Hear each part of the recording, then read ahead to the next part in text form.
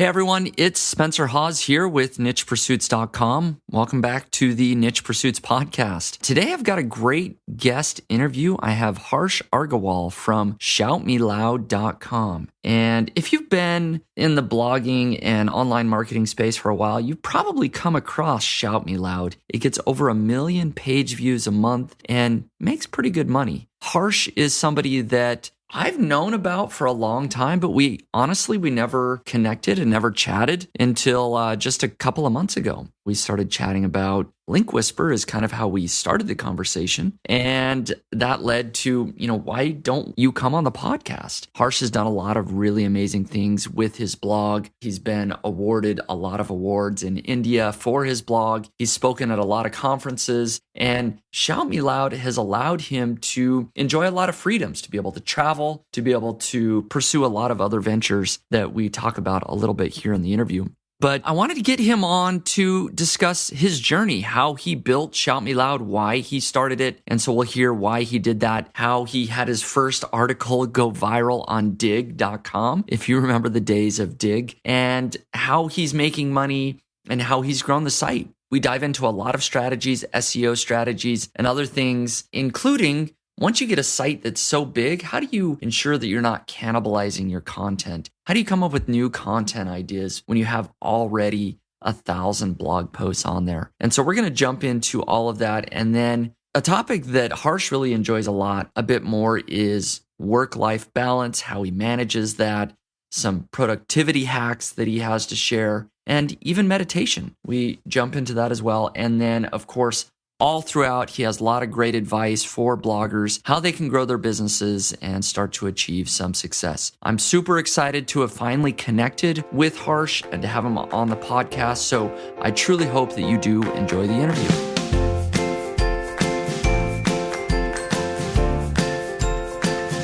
Hey Harsh, welcome to the Niche Pursuits podcast. Thank you, Spencer. It's such an honor to be interviewed by you for someone who admired what you do. And glad to be here.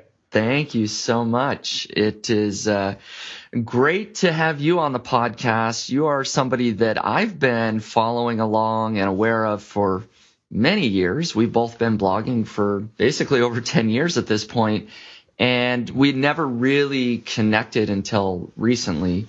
We were able to jump on a call and talk about a few other things. And so, for one, I'm just really excited to be able to finally kind of connect with you, but to also have you on the podcast so that you can share your story, your experience, and hopefully provide listeners with some tactics they can apply in their own business, maybe some inspiration as well along the way. Sure, sounds like a plan. Awesome. So everyone knows you already, most likely, for your blog, ShoutMeLoud.com, which is wildly popular, and we're going to dive into that in a little bit. But first, what were you doing before you even started Shout Me Loud? I was 22-year-old, and I just completed an engineering degree. I was placed in this company. You might have heard of this company called Accenture. Mm-hmm. And in India, when we graduate from engineering, usually we have about 1 year, 6 months to 12 months of time before the company actually gives us the joining date. So, I joined a call center, another very popular call center called Converges. Oh, yeah. I remember them. And then, I had a lot of time in my hands, so I started blogging just out of hobby. And that's what practically I was doing before starting Shout Me Loud. Okay. So you just recently graduated with an engineering degree, had a little bit of that year and a half of doing, some things, and that's when the blogging began. So was Shout Me Loud your very first online business? Yep, that's true. Wow. I would say, and maybe you tell me if you agree, I would say that's fairly rare that the first online business that somebody starts is actually successful and makes money. Yeah, that's true. The thing is, I never started Shout Me Loud with that intention of making money. I mean, it was more of a hobby thing, this is the kind of thing that somebody would do along with their work, study kind of stuff. And then, it started off as a tech blog, I was quite a techie. I'm still quite a techie. So, I was researching a lot of things, and then I was blogging about it, and people were very happy. And so I'm actually getting into the story of how Shout Me Loud was born, Yes. So then I realized blogging can actually make money. Somehow I got to know about a thing called affiliate marketing and Google AdSense after 2-3 months. And I was like, wow, this looks interesting. How cool this is that I could talk about something that I like and can make money out of it. Like, it would be good to have this side income. So, but then there was very less stuff online about, WordPress, about blogging, about making money. And I was like, okay, let me, like, whatever I'm learning, let me just blog about it on ShoutMeLoud. And slowly we migrated from, being a tech blog to a blog which helps people to become a blogger. And that's how it found its niche with time. Yeah. So that's really interesting that, even though it's always been ShoutMeLoud, it initially wasn't exactly what it is today. Like you said, it sort of started out more as a tech blog. You're probably reviewing tech products or sort of writing about tech news. And then as you learned and started documenting about what was working and how you're making money, that becomes closer to the ShoutMeLoud that we see today. How long was that transition of, how long was it kind of a tech blog and then before you transitioned into helping other bloggers? So, it all started as a Blogspot blog. Like, I was on Blogspot and I think I was there for 4 months. Mm-hmm. Luckily, around September of 2008, I hit the Dig front page for all the new listeners who don't know about Dig. Mm-hmm. Dig was probably the most popular social bookmarking platform back in the days. And if you hit the front page, that means you'll straight away get like 15 to 20,000 page views or visits on the single day. And That's what happened. And I was like, wow, this is amazing. Do you remember what the article was that got that? Yeah, it was something to do with the Firefox launched some new feature and people were going crazy about it. Okay. Yeah, and then then around December of 2008 is when I started moving from Blogspot to WordPress. And this is where, the thing I got stuck because there were not many guides on actually how to move from Blogspot to WordPress. And if there were many, there were a few, but they were not following the SEO guideline on actually how to set up the redirection, how to ensure that you don't lose the traffic or your user actually move from, the old blog, from the Blogspot link to WordPress link. So yeah, more or less after 4 or 5 months, I was on ShoutMeLoud on WordPress platform. And from there, it took about 3-4 months to get into the full-time blogging. Wow. So about how long was it before you kind of made your first dollar? Do you remember when you sort of monetized it for the first time? Oh, yeah. It's really hard to forget your first time or anything. Right. So I was browsing through this forum, Digital Point forum back then.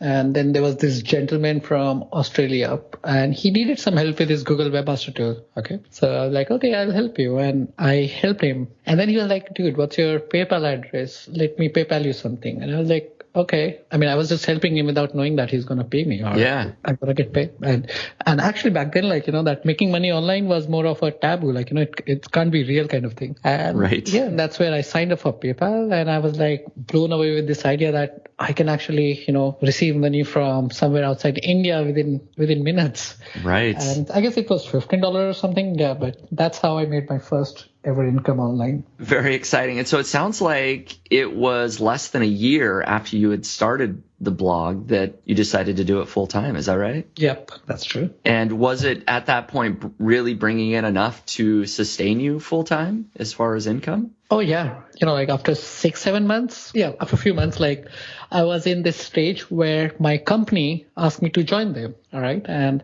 I was actually making the same amount of money from my blog that I would make as a salary from the company. And I was in big dilemma, like a 22-year-old guy who is whose whole life is in front. And then there is blogging, the side thing he's doing where he's making good money. But it was not like a typical white collar thing. It was a lot of risk. But ultimately, I asked around, hey, what should I do? From the people I thought people who are more experienced than me, people who are more senior and educated than me, a lot of them suggested that, Harsh, you should go and join the company because this experience will help you. I was like, okay. And then I called a friend of mine who was probably the same age as mine. And he was working for another IT company. And he was like, dude, I think you should continue with what you're doing. I was like, okay, that's the first because everybody said something else and you are somebody telling me actually opposite. So here's the thing, people who are working in a company, all of them, even me, we want to start something of our own. We want to work for 2, 3, 4 years, make some money, get some experience, and then start something of your own. You, my friend, on the other hand, you're actually making money. You're running a successful business. Why do you want to backtrack? And when he said that, it just felt like, he said something which I really wanted to hear. And there I go. I decided not to join the company, carry on with ShoutMeLoud as a full-time blogger. And that really is the perfect time of life. You're young, you're sort of about ready to start into, a professional career. Really a perfect time to have that fork in the road to make that decision.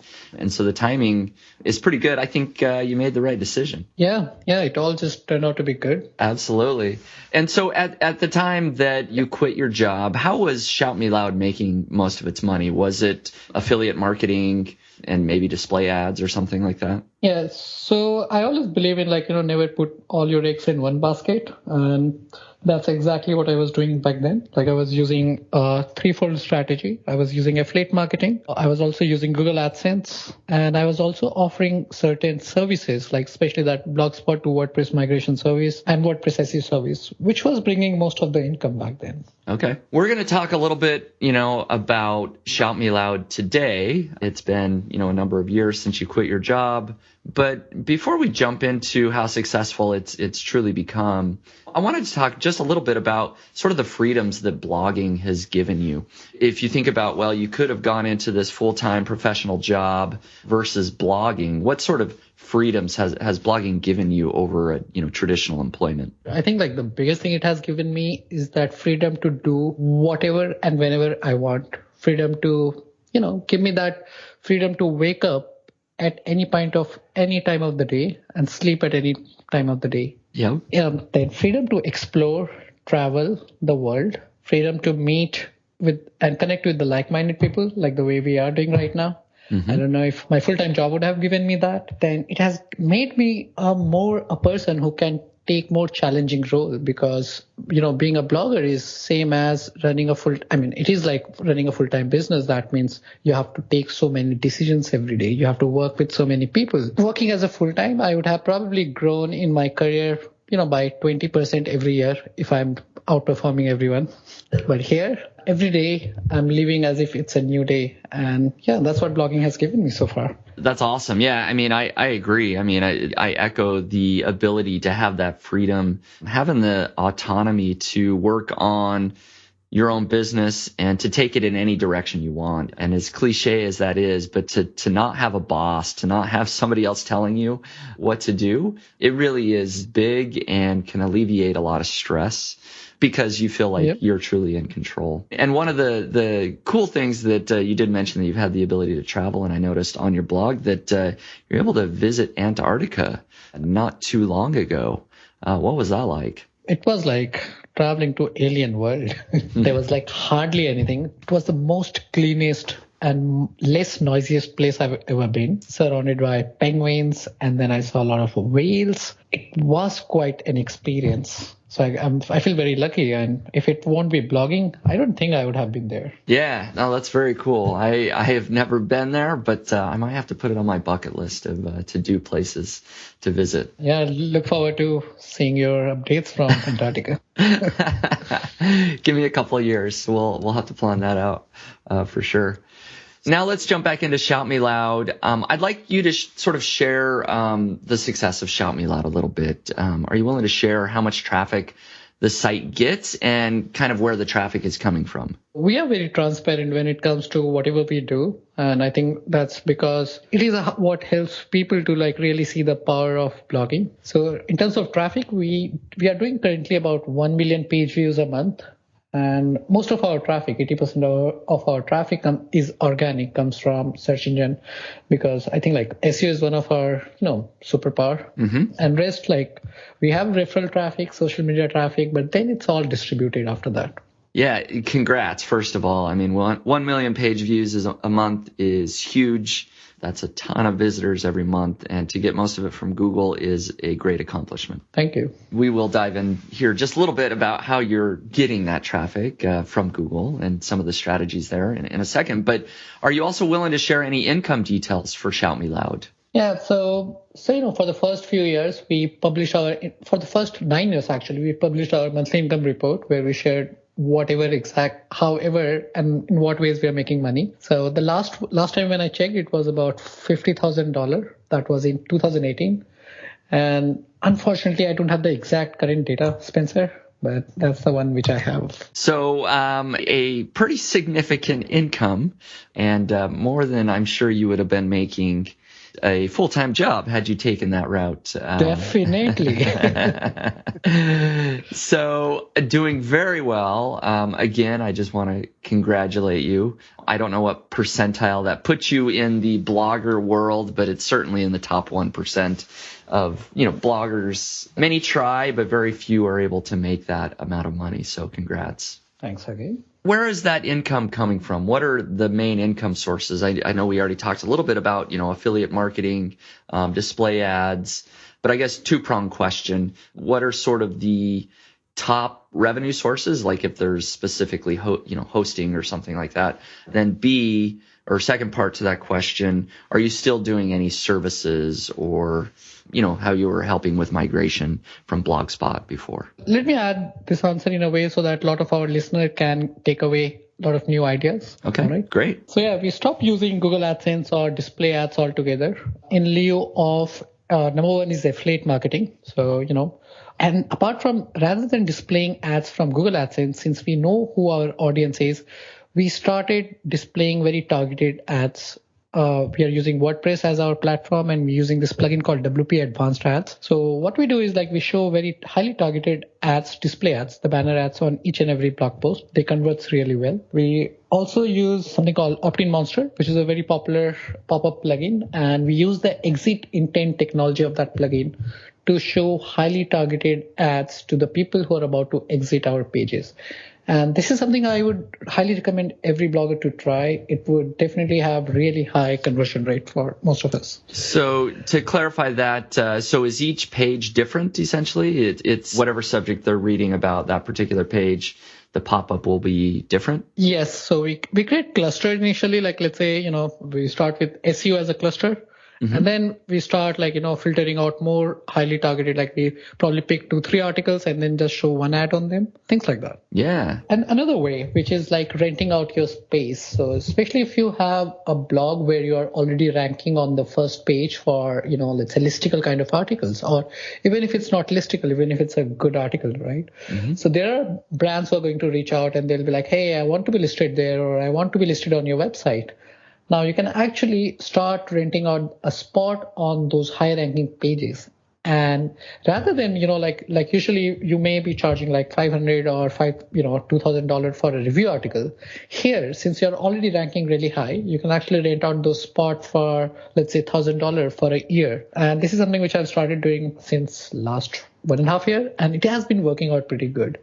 And every year you can actually reach out to the same advertiser and ask them for the renewal. And if you see you have already offering great value, you can always increase the rental income there by 10%. So basically now you're converting your website space as a rental space. So initially, you're looking at the articles you're already ranking for. Are you then reaching out to those individuals, those companies that are listed in your listicle article yourself? Yeah, so I have not done that. I've usually I've usually worked on people who have reached out to me, and usually I get a lot of emails and once you actually rank on the first page, on the first few positions for a particular niche, you'll be definitely getting a lot of emails from the targeted advertiser. Okay, so you're basically getting inbound emails and then just saying, hey, we'd love to work with you. Here's, sort of the terms. You can rent out this spot if you'd like, etc. Yep. Excellent. Any other tips? These are good. Yep. So the next one is that we also use easy digital download to offer, a shop on ShoutMeLoud where we are selling our own products like ebooks, mm-hmm. and with some WordPress plugin, which also did pretty good. So that's one area that one should definitely look at. Now, in the future, near future, and especially somebody who's trying to monetize today, I would highly recommend to offer a course in your niche, whatever niche you are in. You can use something like LearnDash if you want to use WordPress, or you can use something like Thinkific to offer course on your website. And then the regular one, the sponsored post, where you can have a fixed rate for getting sponsored on the website. Then promotion post, a lot of brands would want to reach out to you and ask for single promotion on social media platform. And this is something which we do every now and then, and that's been working out great for us. To go back to selling your own course, do you have any courses that you're selling right now on ShoutMeLoud? Yeah, so we have something called Shout University, which is being updated. We let users come twice or thrice a year, and we started that in 2017, and yeah, it did pretty good. So we are relaunching it again. Awesome. And then sponsored posts that you mentioned, these are great ideas that people that are blogging can implement into their own business. So why do you think that your blog has been so successful? What have kind of been the keys to your success? When I reflect on why ShoutMeLoud is ShoutMeLoud and why, so I can think of a few things. One of them is like our value system. We always thought whatever we're going to publish, nobody should lose money because of us. Even if that means that sometimes we have to reject, $1,000 offer. And we have done that few times in the past. So whenever we put our audience first and then make a decision based on that, it always helped us so far to grow. Then we have been very transparent in terms of our traffic, revenue, how we do things, also of our failures when we made mistakes and when we learned from them. We shared all of it on the blog. And yeah, pretty much that's all I can think of. Yeah, I think that's really important. And, Shout Me Loud has grown, of course. It started as you blogging, but it's grown beyond that. Can you tell us a little bit about the Shout Me Loud team? How big is that? How many people are helping you out? Yeah, so we are a very lean team, like 4 people. We have an editor, a guy who takes care of, a virtual assistant, basically, a full-time assistant who takes care of all the development tasks. And then we work mostly with freelancer. Like we have a developer who is a freelancer. We have a video guy who's also a freelancer. And mostly this is all we have. Yep. You're writing most of the content there. As I looked at the archives, you've personally written over 1,000 posts now, which it's a lot to write over the years. But you do also have more content on the site. I assume that's from mostly guest posters. Is that right? Yeah. So okay. When we started, we started with a lot of user-generated content. We basically offered, ShoutMeLoud was the number one blog in country. So here's the thing, ShoutMeLoud is actually the number one blog in the country in blogging niche. Like we have been winning award every year. And it's also the first blog which talked about blogging, SEO, and WordPress. So we opened our platform for other bloggers to showcase their, skills, like share what do they have. And in turn, they were getting like this backlink traffic and also the name for themselves. Mm-hmm. I don't think back then the guest blogging was like the term. We started with offering more like a revenue sharing where people can actually post and they can actually run their own AdSense ads on their blog post. That's how we started. So yeah. So people were contributing every now and then back in the days. And initially that's how we took off. Now, 3 years back, we stopped accepting guest posts. And then now we work with some niche expert writer who contribute on topic like WordPress and SEO, but it's about 70% I write myself, 30% we have these paid authors now. That makes a lot of sense. So how do you come up with new blog ideas? It's been over 10 years and you're still producing content. What's the process and what's the process people should follow to come up with new blog ideas? It's a combination of a lot of things. The first one, do the research using a tool like SEMrush, Ahrefs. Use simply content gap tool if you're trying to, be a master in a particular field. Second, if you already have the skin in the game and you're really passionate about, coming up with new ideas would not be a challenge because you'll be writing about something that you're already practicing or experiencing or your challenges. So that would make you discover a lot of new stuff. So to give you a very simple example, and probably you can replicate in the niche that you are in. So the other day I was researching about this Amazon affiliate WordPress plugin, and there's this plugin called AWP, which Spencer, I believe you also wrote about it. Yep, right? I did. Yeah, so I had to do a review of the plugin, and then I realized, okay, now I have to write about this plugin. That means I actually need to know about the whole topic. And then the research started happening. Then I got to know about there are 7 different WordPress plugins on the same topic and what are the features of those plugins. And this is very important as somebody who's writing and in the industry in any niche, because then they can actually compare different features. Now doing this exercise helped me to come up with 5 different topics. And here's the thing. Now, when you're covering a topic in such a, covering all the topic around a particular thing, you are basically also improving your chance of ranking really high. So that's another way that I come up with article ideas. Then I also often ask my readers that what are you struggling with? What are the things that you want to learn about? And those ideas which resonate with me, we create content around that. And when you pick a topic idea to write about, do you always make sure it's keyword focused? Do you always sort of find, you target a very specific keyword, or is it just whatever you feel like sometimes? Earlier, it used to be whatever I feel like. Lately, in the last 2 years, it's mostly content, the keyword rich, because now the topic research part happens with the help of tools, and mostly it's keyword oriented now. Yeah, so as you were, with your example that you shared, you were researching AAWP and diving into other plugins and features and, how to do that. You maybe came across some other topics like how to insert Amazon affiliate links or something. And then you maybe used Ahrefs or Longtail Pro or other keyword tools to find a very specific keyword that kind of matched that topic, right? Yeah. Perfect. So people can follow that process as well. So with so much content that's already on your site, you're coming up with new ideas. How do you make sure that you're not cannibalizing your old content? Is it just you're remembering that I know that I haven't written about how to insert Amazon affiliate links before, so I know I'm okay?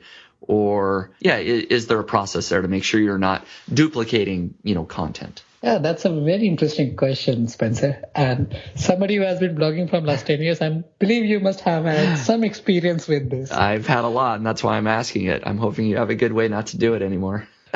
Yeah.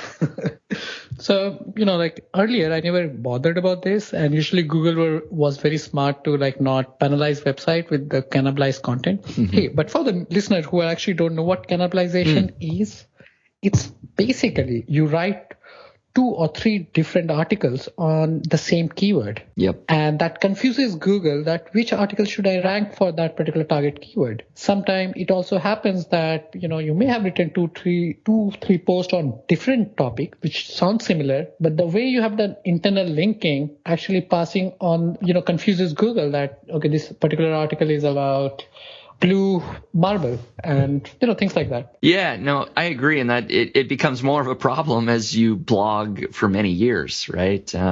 Perfect example from my blog is, I've done a lot of case studies of building niche sites from scratch. I've now done this 4 times, and kind of each time I cover these case studies, I end up writing an article on keyword research.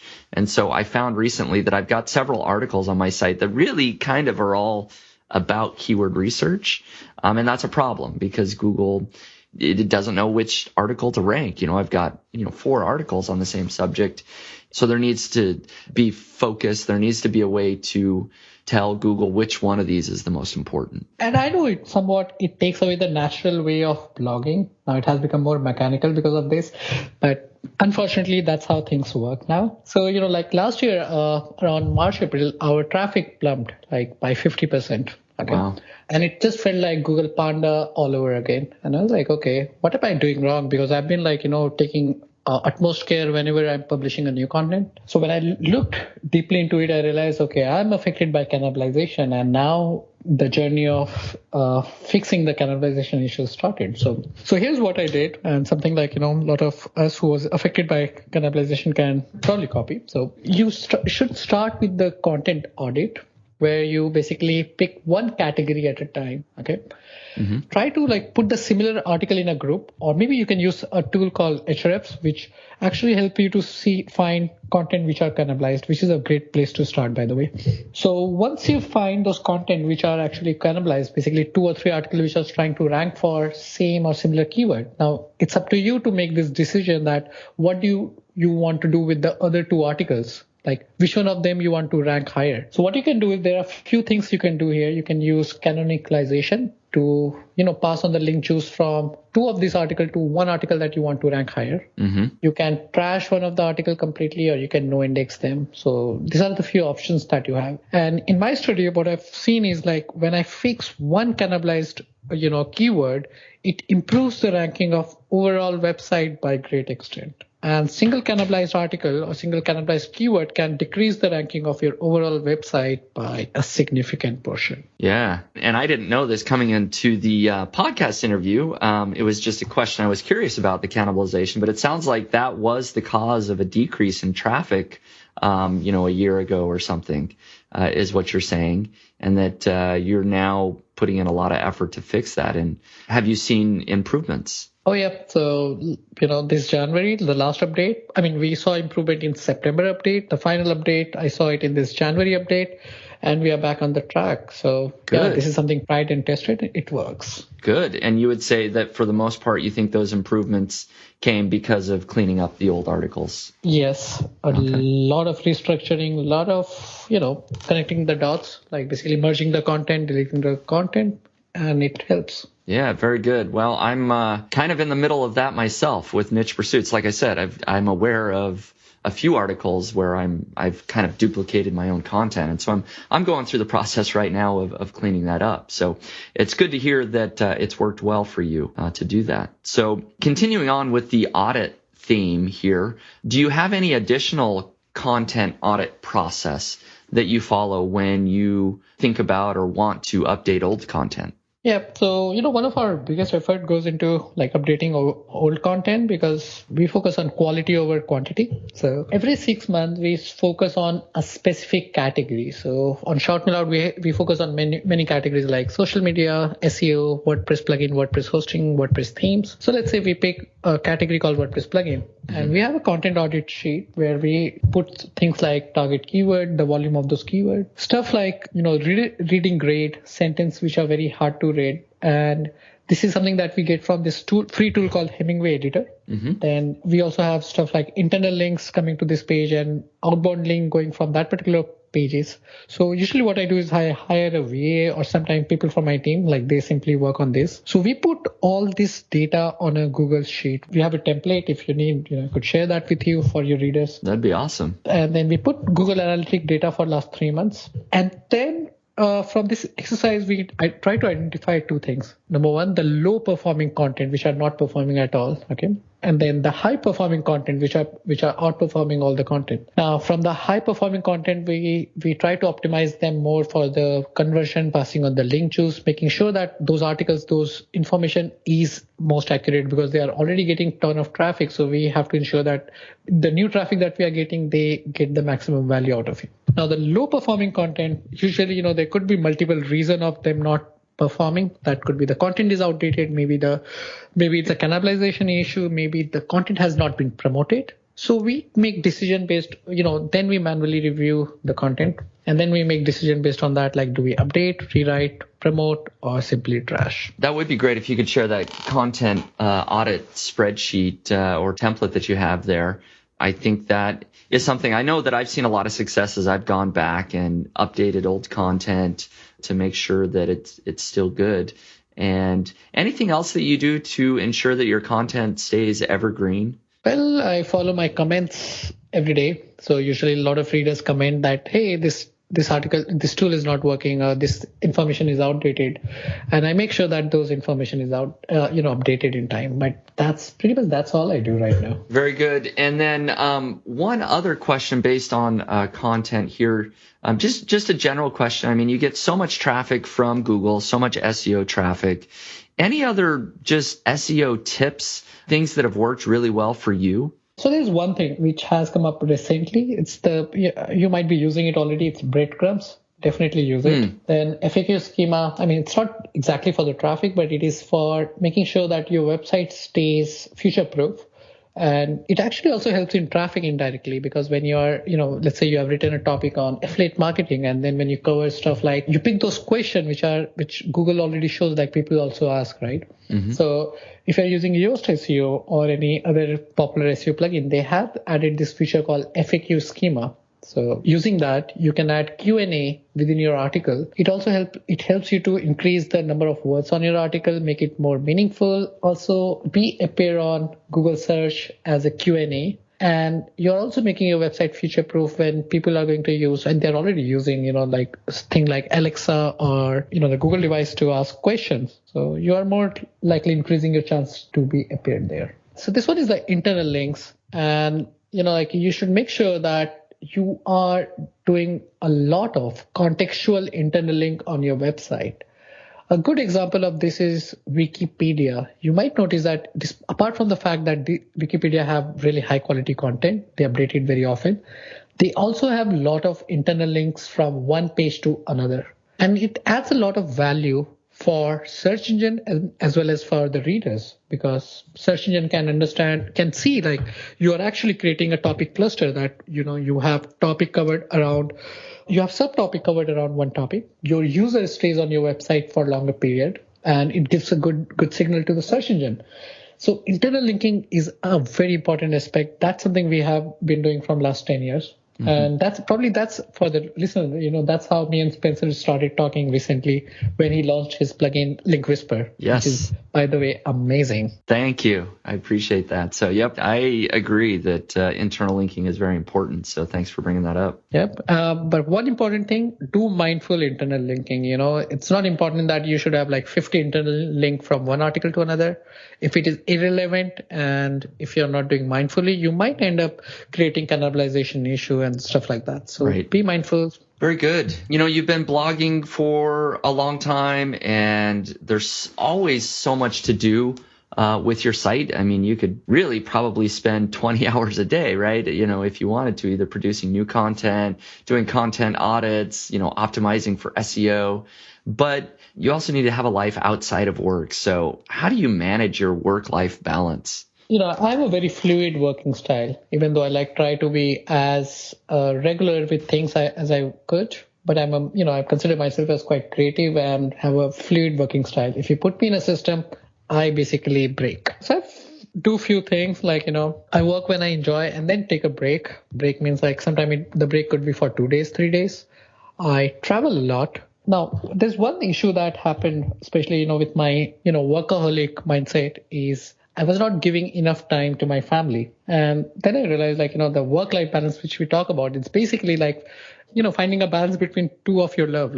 First love is your work, second love is your family, or the vice versa, either way. Mm-hmm. So I realized the only thing which I need to do is give more time to my family. And that's where, we added this thing called date night, and something I would highly recommend to all the bloggers, entrepreneurs who are married or have a girlfriend or a boyfriend. Try this. So how does it work is you fix a day of every week and time, and that's the time you go out for dinner or lunch with your partner, and you don't take your phone, or even if you take your phone, it's basically not there. So that's a quality time you spend with your partner, and that's the time where you actually connect. So that takes care of a lot of issues that happens otherwise with your partner. And trust me, if your partner is happy, you are always happy. Mm-hmm. Great advice. So apart from that, just take care of I take care of my physical and mental health. I do yoga regularly. I do meditation regularly. I go to spa once every month. Pretty much, yeah, that's how it happens.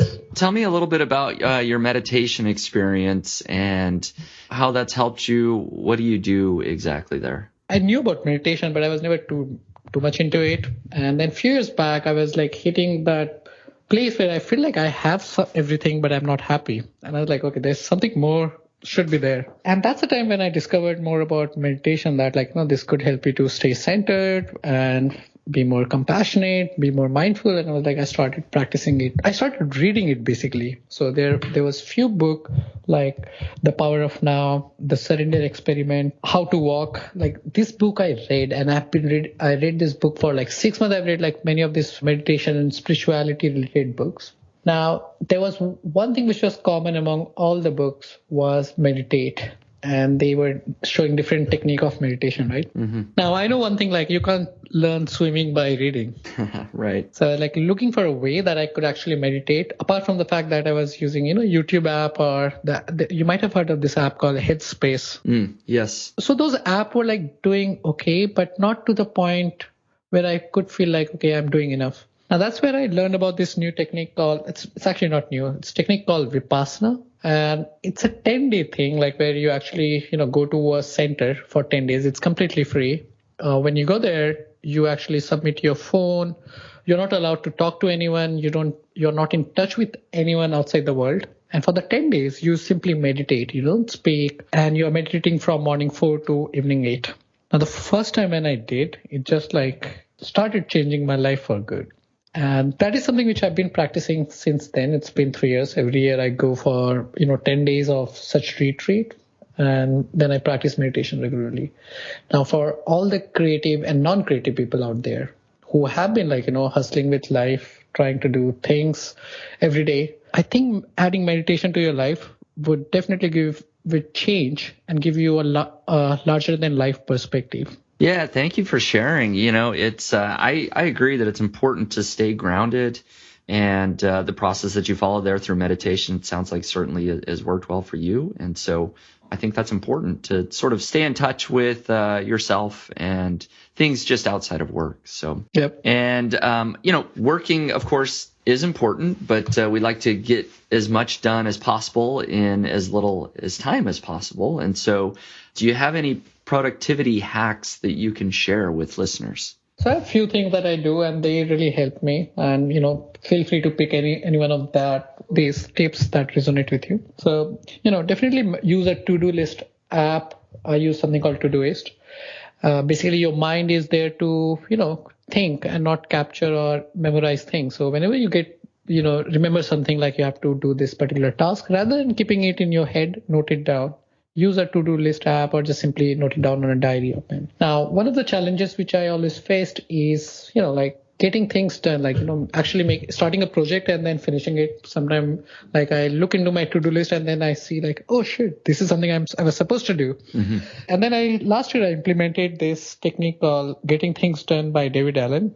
And it has helped a lot and something I highly recommend. Now, I also look at the time waster, the things that waste a lot of my time. So I use a password manager called Dashlane, which basically ensure that my security is top notch and I don't waste my time trying to remember or using the forget password. It's quite interesting that we waste a lot of time doing that. Mm-hmm.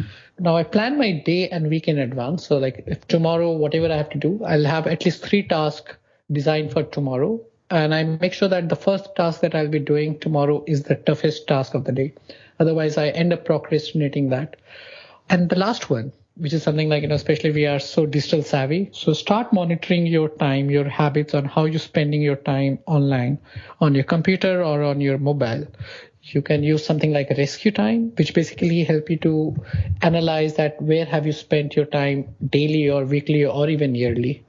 And using this, I was able to find out there were a few apps where I was spending a lot of my time and they were not adding any value. And just by removing them, I was able to focus more on the things that really are adding value to my life. Very good. Yeah, some great tips to help people be a little bit more productive. A couple ideas that I'm going to look into as well. I could probably use a little rescue time every now and again. It takes discipline. So that's a good tip, a good productivity hack that perhaps I can even implement. So I want to thank you for coming on. I just have one final question here, just open-ended. If there's anything that we didn't cover that you would like to have covered, just any additional advice for bloggers out there that are hoping to become successful, any tips for them? Sure. Yeah, I think we pretty much covered most of the thing: monetization, SEO, work life. And to put the final nail in the coffin, let's touch base this one. And I definitely want you to contribute to this one. So yeah, here's my suggestion: be consistent. Consistency is one of those social attributes that everyone admire, even the society admire, and it actually gives you ensure that something becomes a habit. For a blogger, the writing or creating new stuff is consistency. So make sure that every other day you're writing, you are consistent with your writing. Even if it's for 15 minutes, it works, but at least be there. And the last one, and this one actually will save year of your time in growing and becoming successful, is connect with the people in the niche that you are in. So let's say you are a food blogger, join all other food bloggers who are an expert or who have been there for many years. Connect with them, talk to them, talk about how they manage their life, how they manage their business. Always remember you are some of the 5 people that you hang out with the most. And people awesomeness also rubs on you. Yeah, those are great. I would just add for people to just get started. I think too often we overanalyze things and maybe research and read and think about what we want to do and what we want to accomplish, when in reality we need to just for writing blog, just start writing or just start that task right away. And that dovetails into what you said about productivity, putting the most difficult task first in the day. I like that a lot. Just start your day right away, get to work. And so whether you're just getting started out, just go and start your blog, or if you've already got an existing business, just start that task that you need to tackle right away. Just meet it head on. And that's how you're going to be successful is not overanalyzing things, but just jumping in with both feet and doing your best to succeed at that. So that would be my tip. Yeah, that's a solid advice. Too much planning is actually the sign of, laziness and procrastination. So yes, just take action. Thank you so much for coming on the Niche Pursuits podcast. Not only did you share a lot of great tips that I think new bloggers and people with existing blogs can learn from, I actually have a couple of things that I picked up as well that I want to implement. So thank you so much, Harsh, for coming on the Niche Pursuits podcast. Yeah, happy to share. Thank you, Spencer. Thank you.